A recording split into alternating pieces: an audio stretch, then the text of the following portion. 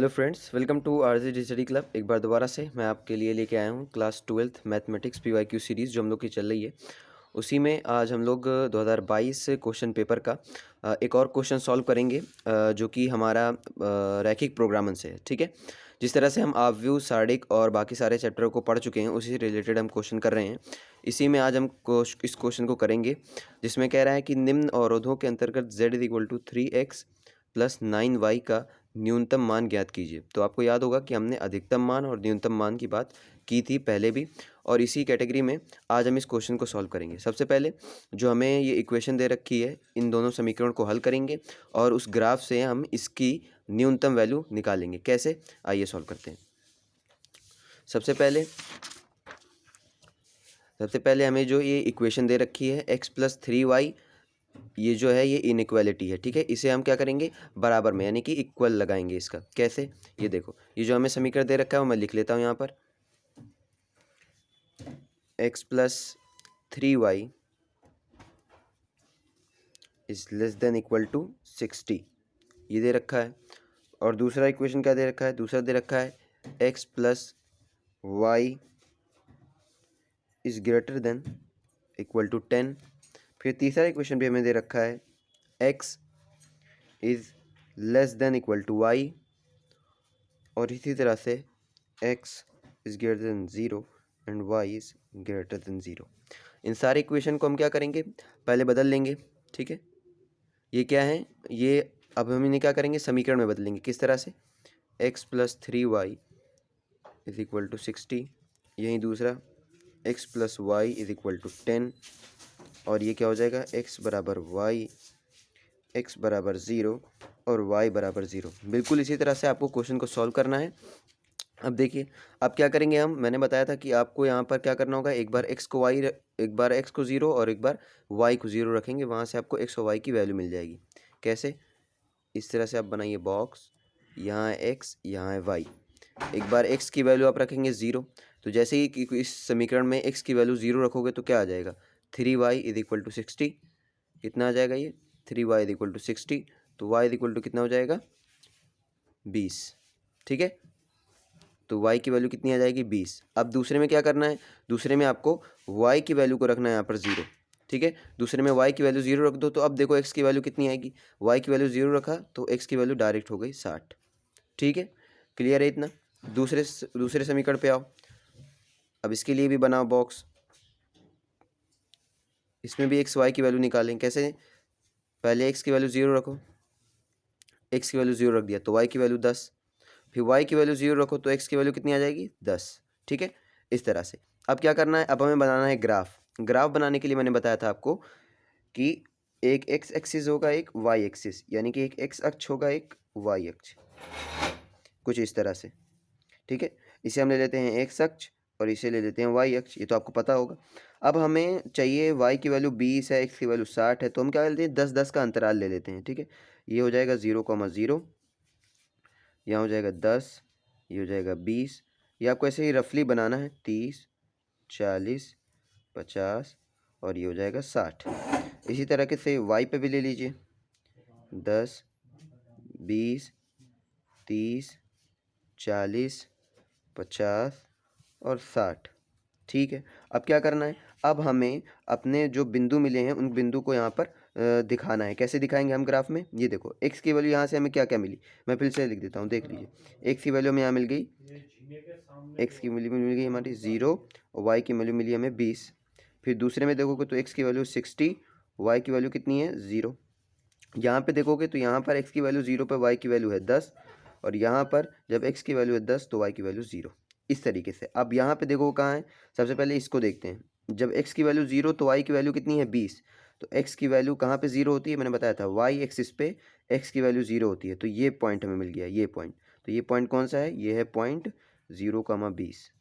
ठीक है, फिर दूसरा देखो, दूसरा क्या है यहाँ पे, 60,0, यानी कि जब x की वैल्यू होगी 60, x की वैल्यू होगी 60 तो y की वैल्यू कितनी हो जाएगी, 0। हमें पता है कि x एक्सिस पे y की वैल्यू 0 होती है। अब जैसे ही आपको दो बिंदु मिले तो हमें पता है कि दो बिंदु से हम क्या खींच सकते हैं, एक रेखा खींच सकते हैं। तो हम क्या करेंगे, यहाँ पर एक लाइन खींच देंगे। ठीक है, ये इस तरह से, ये इस बिंदु से होकर जाएगी ये लाइन। और ये कौन सी लाइन है, इसका समीकरण भी आपको लिखना होगा। तो आप यहाँ पे इसका समीकरण लिख दीजिए। कौन कौन से समीकरण से, हम इस समीकरण से लेके आए हैं। तो क्या हो जाएगा, ये x plus 3y is equal to 60। अब अभी तक सिर्फ एक लाइन की, एक समीकरण की बात हो रही थी। अब दूसरे समीकरण के लिए यही करो। यहाँ पे देखो x की वैल्यू 0 तो y की वैल्यू 10, तो यहाँ पे वो बिंदु मिल जाएगा हमें, क्योंकि यहाँ पर x की वैल्यू 0 और y की वैल्यू है 10। दूसरी जगह पे x की वैल्यू 10 और y की वैल्यू 0, तो यानी कि वो बिंदु ये मिल जाएगा हमें। क्या मिल जाएगा, यहाँ पे मिल जाएगा हमें 10,0। इतना क्लियर है। फिर अब यहाँ पे भी दो बिंदु मिल गए, तो क्या करोगे, यहाँ पे भी एक रेखा खींच देंगे हम, और इसका भी समीकरण लिख दो। इसका भी समीकरण क्या है, x plus y is equal to 10। ठीक है, इतना हो गया क्लियर। अब देखो, अब करना क्या है, अब हमें छायांकित भाग, जैसे मैंने बताया था, अगर आपने वो वीडियो देखी होगी, तो हम कैसे सॉल्व करते हैं इसको। अब हमको बिंदु लेना है जिस पे हम कौन सी वैल्यू सेटिस्फाई करेंगे, ये वाली जो हमें z की वैल्यू दे रखी है, z is equal to 3x plus 9y, उसको सेटिस्फाई करेंगे। कैसे, देखो अब हमें यहाँ पर एक समीकरण और दे रखा है, x is equal to y. इसका मतलब क्या होता है, अब जहाँ पे भी मैं बता दूँ कि x is equal to y एक सरल रेखा होती है। कौन सी होती है, एक सरल रेखा। इसका क्या मतलब है भाई, सरल रेखा वे रेखाएं होती हैं कि जो आपकी यहाँ से, ये जो ओरिजिन है यानी कि आपका मूल बिंदु है, वहाँ से जाएगी। तो यानी कि जो आपकी ये हो जाएगी एक सरल रेखा, वो इस प्रकार से। ठीक है, तो ये अब आपका ग्राफ बन गया। अब मैंने आपको बताया था कि जब भी आपको छायांकित भाग लेना है, तो क्या आप अंदर का भाग लेंगे या बाहर का, वो कैसे पता करेंगे। उसके लिए मैंने आपको तरीका बताया था कि आप इसमें, ये जो आपने समीकरण है उसमें आप 0 रख दीजिए x और y की वैल्यू। जहाँ जैसे ही आप यहाँ पे x की वैल्यू 0 रखेंगे, y की वैल्यू 0 रखेंगे, तो ये कितना हो जाएगा, 0। और यहाँ ये बता रहा है कि जो 0 है वो 60 से छोटा है। क्या ये सही कह रहा है, जी हाँ बिल्कुल सही कह रहा है। तो पहले वाले इक्वेशन यानी पहले वाले समीकरण का जो आपने रेखा खींची है, उसका छायांकित भाग ये वाला होगा, ये नीचे वाला। और अगर ये गलत होता, ये देखिए सत्य है ना, ये सत्य है, ये जो 0 होता है वो 60 से छोटा होता है, तो जी ये सत्य है, तो यानी हम इसके नीचे वाला भाग लेंगे। ठीक है, इसके नीचे वाला छायांकित भाग हो जाएगा हम लोग का। अब दूसरे समीकरण पे देखें, दूसरे समीकरण में भी x की वैल्यू 0, y की वैल्यू 0 रखो। तो ये जैसे ही x और y की वैल्यू 0 रखोगे, तो ये क्या बन जाएगा, ये बन जाएगा 0 इज ग्रेटर देन 10। ये कह रहा है कि जो 0 है वो 10 से बड़ा होता है। क्या ये सही है, जी नहीं, ये असत्य है। जब ये असत्य है तो अब आप क्या करेंगे, जैसे ही असत्य होगा, तो अब ये कौन सा समीकरण है, ये वाला ना, तो इसके ऊपर वाला भाग ले लो, ये वाला, इसके ऊपर वाला भाग आएगा। ठीक है, अब जैसे इसके ऊपर वाला भाग आया, तो मैंने बताया था कि जो दोनों में कॉमन होगा। अब दोनों में कॉमन क्या होगा भाई साहब, दोनों में कॉमन ये होगा कि जो भाग दोनों में कॉमन है वो कौन सा है, वो ये वाला है। देखो ये और ये देखो, ये 4 बिंदु हमें मिल रहे हैं जो दोनों भाग कॉमन आ रहा है। कौन कौन से, इस तरीके से देखो, ये एक है, एक ये है, एक ये है, और एक ये है कि नहीं। ठीक है, अब क्या करेंगे हम इसके लिए हमें कुछ नहीं करना है। हमें सबसे पहले, अब देखो, अब मैं क्या करता हूँ, ये जो हमारा छायांकित भाग है उसे अलग कर लेता हूँ, ताकि आपको समझ में आ जाए कि हम इसके कैसे सॉल्व करेंगे। मैं यहाँ पे इसे अलग कर लेता हूँ। ये देखो, ये हमारा एक बिंदु है, ये हमारा दूसरा बिंदु है। ठीक है, फिर यही हमारा तीसरा बिंदु है, और यहाँ पे हमारा चौथा बिंदु है। मैं ये छायांकित भाग जो हमारा ये ग्राफ में ना, उसे मैं अलग कर रहा हूँ, ताकि और समझ में आ जाए आपको कि हम कौन सा भाग ले रहे हैं, और उसमें हमें कौन कौन से बिंदु अभी निकालने हैं। अब देखो, हमें ये वाला बिंदु पता है, ये वाला बिंदु क्या है, ये वाला बिंदु है 10,0। हम यहाँ से इसकी वैल्यू रख सकते हैं। दूसरा भी बिंदु पता है हमें, वो क्या है, वो है 60,0। बट हमें भी तीसरा और चौथा बिंदु निकालना है। वो कैसे निकालते हैं हम, उसका बहुत आसान तरीका होता है। कैसे, सॉल्व कर लो। जो आपको दोनों समीकरण है उसे हम क्या करते हैं, सॉल्व कर लेते हैं, वहीं से हमारा वैल्यू आ जाएगी x और y की। कैसे करना है, देखो कौन कौन से, अगर ये मैं इस बिंदु की बात करूं, तो मैं इसे मान लेता हूं x1 और y1। ठीक है, x1 y1 मान लिया, यानी कि अब हमें इस बिंदु के बारे में जानना है, कि कोशिश कर रहे हैं कि इस बिंदु की वैल्यू कैसे आएगी। तो कैसे निकालेंगे हम, जो हमें समीकरण दे रखा है, ये कौन सी लाइन का समीकरण है, ये है x plus 3y equal to 60। तो जो बिंदु कट कर रहे हैं एक दूसरे को, जी ये समझो, ये एक रेखा ये है x plus 3y equal to 60, और ये कौन सी है, ये है x is equal to Y. इन दोनों को एक दूसरे को कट कर रहे हैं, तो ही यहाँ पर हमें बिंदु मिल रहा है। तो बस वहीं से हमें सॉल्व कर देना है। कैसे करेंगे, देखो हम सॉल्व करेंगे, x plus 3y is equal to 60, और यहाँ से क्या है, x is equal to y है। इन दोनों को सॉल्व कर देना है। अब मैं क्या x की जगह y रख सकता हूँ, बिल्कुल। तो मैं x की जगह क्या रख दूंगा, y रख दूंगा। क्या हो जाएगा, ये y plus 3y is equal to 60। तो कितना हो जाएगा, y प्लस 3y हो जाएगा 4y इज इक्वल टू 60। तो यहाँ से y इज इक्वल टू कितना हो जाएगा, 60/4 यानी कि 15। तो y की वैल्यू कितनी आ गई, y की वैल्यू आ गई 15। अब हमें पता है कि y बराबर x है, तो अगर y की वैल्यू 15, तो x की वैल्यू कितनी हो जाएगी, 15 हो जाएगी। तो हमें यहाँ से दोनों वैल्यू पता चल गई। तो यानी कि इस बिंदु की वैल्यू क्या है, ये है 15,15। अब ये दूसरे की भी निकालनी है। दूसरे की कैसे निकालोगे, अब देखो ये कौन से बिंदु को कट कर रहा है, ये जो बिंदु कट हो रहा है, एक रेखा ये है x + y = 10 और दूसरी क्या है x = y। इसको भी सॉल्व करो भाई। दूसरी है ये x + y = 10 और यहाँ पे भी वही रेखा है x = y। तो यहाँ पे भी मैं क्या करूँगा, x की जगह पे y रख दूंगा। तो कितना हो जाएगा ये y + y = 10। तो कितना हो जाएगा 2y = 10 एंड y = 10/2। यानी कि इस बार कितना आ गया 5। तो y की वैल्यू कितनी आ गई 5 और y = x है तो x की वैल्यू कितनी आ जाएगी 5। तो यहाँ से इस बिंदु की वैल्यू में कितनी मिल गई 5,5। अब देखो, अब हमारा आधा काम हो गया, बस अब आखिरी काम करना है जिससे हमें आंसर मिल जाएगा। हमें ये 4 बिंदु मिल गए जो हमारा छायांकित भाग था और इसी की हमें वैल्यू निकालनी है, z की वैल्यू निकालनी है, ठीक है। तो उसके लिए हम क्या करेंगे, हमें जो 4 बिंदु दे रखे हैं x y की वैल्यू उस समीकरण में रख देंगे। किस समीकरण में, इसमें z = 3x + 9y में। कैसे, ये देखो। सबसे पहले इसके लिए हम क्या करते हैं, इस तरह से बॉक्स बना लेते हैं। यहाँ पर z की वैल्यू रख लेते हैं हम लोग 3x + 9y यहाँ पर इस तरीके से, और यहाँ पर बिंदु, ठीक है। अब वो बिंदु हमारे कौन कौन से हैं, बिंदु है हमारे हैं, पहला एक वो कौन सा है, ये देखो यहाँ पर बिंदु जो हमारे हैं वो है 10,0, फिर दूसरा है 60,0, फिर तीसरा है 5,5 और चौथा कौन सा है, चौथा है 15,15, ठीक है। अब कुछ करना नहीं है, यहाँ से हमें z की वैल्यू निकालनी है।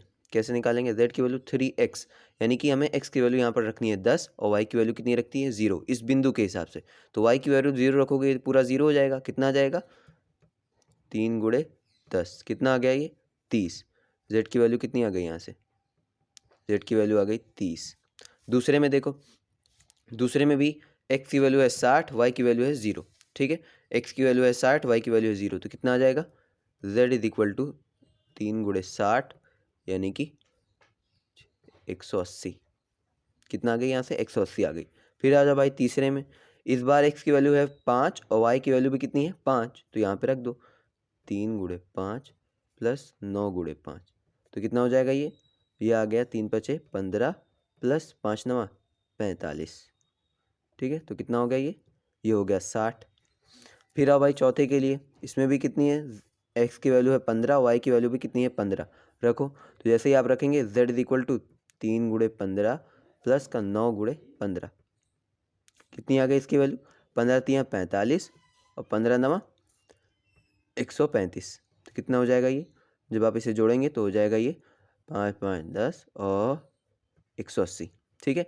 तो ये देखो, अब हमसे क्या कह रहा था, हमारे क्वेश्चन में हमसे ये कह रहा था कि हमें क्या निकालना है, हमें निम्न अवरोधों के अंतर्गत z = 3x + 9y का न्यूनतम मान निकालना है। मतलब न्यूनतम समझ रहे हो, सबसे कम। तो सबसे कम कौन सा है इसमें भाई, हमें मिल रहा है कि सबसे कम कौन सा है, z = 30। तो ये क्या है, ये सबसे कम है, ये हमें क्या मिल गया न्यूनतम, ठीक है, न्यूनतम मिल गया। तो अब करना क्या है आपको, न्यूनतम के लिए यहाँ पर आप क्या करेंगे, z = 3, जिस तरह से आपने ये बॉक्स बनाया है यहाँ पे आप लिख देंगे न्यूनतम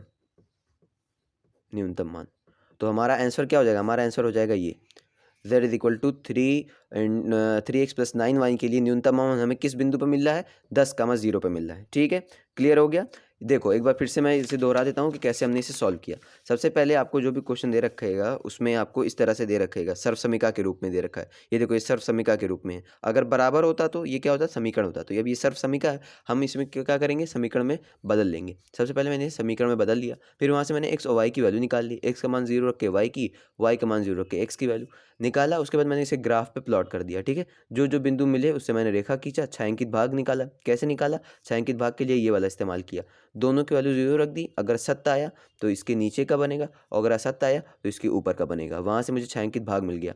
अब जो जो बिंदु आ रहे हैं हमारे छायांकित भाग में, जो उभयनिष्ठ बोले तो कॉमन, कौन सा कॉमन भाग था, ये वाला कॉमन भाग था। तो अब जैसे ही वाला कॉमन भाग आ जाएगा तो हम क्या करेंगे, इसको जो जो बिंदु में मिलेगा, यहाँ से ये बिंदु मिला, ये दोनों नहीं मिल रहे थे, तो मैंने क्या किया, सॉल्व कर लिया। जो जो देखो ये बिंदु इसके और इसके काटने की वाली इस दोनों को मिलाने पे थे, तो मैंने इससे यहाँ इस दोनों से निकाल लिया एक्स और वाई की वैल्यू। फिर दूसरी जगह कौन सी थी, ये वाला समीकरण था और ये वाला था, तो वहाँ से मैंने दोनों का निकाल लिया, ये दोनों सॉल्व किया। अब जितने भी बिंदु मिल गए ना, उन सब पे हमें जेड की वैल्यू निकालनी है, और जिस भी बिंदु पर जेड की वैल्यू सबसे कम आएगी वो न्यूनतम, और अगर हमें से इसमें सबसे अधिकतम पूछा होता तो कौन सा होता, वो ये वाला होता, z इज इक्वल टू 180। और वो किस बिंदु के लिए होता, इस बिंदु के लिए अधिकतम मान होता। ठीक है, तो न्यूनतम मान हो जाएगा आपके किसके लिए, 10,0 के लिए, और अधिकतम मान हो जाएगा 15,15 के लिए। क्लियर है, बहुत आसान है। तो इसी तरह से हम आगे भी क्वेश्चन करते रहेंगे। और अगर अभी तक आपने हमारे चैनल को सब्सक्राइब नहीं किया तो सब्सक्राइब कर लीजिए, और टेलीग्राम चैनल भी आप हमारा ज्वाइन कर सकते हैं, ताकि वहाँ से आप जो है इन सब के PDF फॉर्म आपको आसानी से मिल जाएंगे, खासकर इस क्वेश्चन पेपर के। और ऐसे ही हमारे पास बहुत सारे क्वेश्चन पेपर हैं क्लास 10 के, क्लास 12 के, अभी आगे हम लेके आएंगे उसमें। Thank you.